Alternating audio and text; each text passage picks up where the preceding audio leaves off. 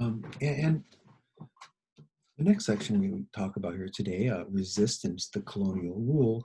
As you would imagine, there was resistance to Europeans coming to a foreigner coming into your land, taking your natural resources, providing low-paying jobs with very little opportunity for advancement for local peoples. And although there were some positives, we say there are probably more negatives.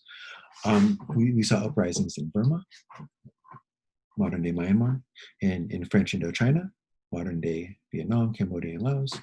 And eventually we will see uprisings in India. Really, we're going to see led by Gandhi, the great nonviolent protester the great American civil rights leader, Dr. Martin Luther King, took many of his ideas of nonviolent protest from. But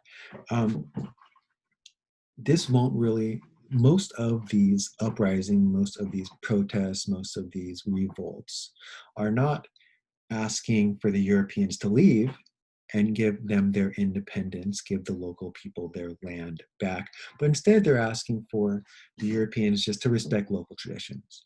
Please don't destroy the land where my temple is, or the area where the burial ground might be for my ancestors. Please respect the religious traditions of my area and allow me to have certain days off that correspond with the religious holidays. Oftentimes, the Europeans were wise enough to realize that if you can make these small concessions for the local people, it'll keep them happy. It would allow the Europeans to continue to rule this land, to take natural resources at a much lower cost than it would normally take. And the Europeans would make the adjustments and try to work with the local populations. Now, one thing to keep in mind, though, is that this will only last about 100 years. And that through that time period from phase one all the way until, like I say, the time between World War I and World War II, and we're going to see great change around the world, the Europeans try to appease the local populations rather than fight them when revolts take place, when uprisings take place. And it won't be until this time period when the local population start asking the Europeans to leave that we see the Europeans pushing back and fighting with the local populations to keep control.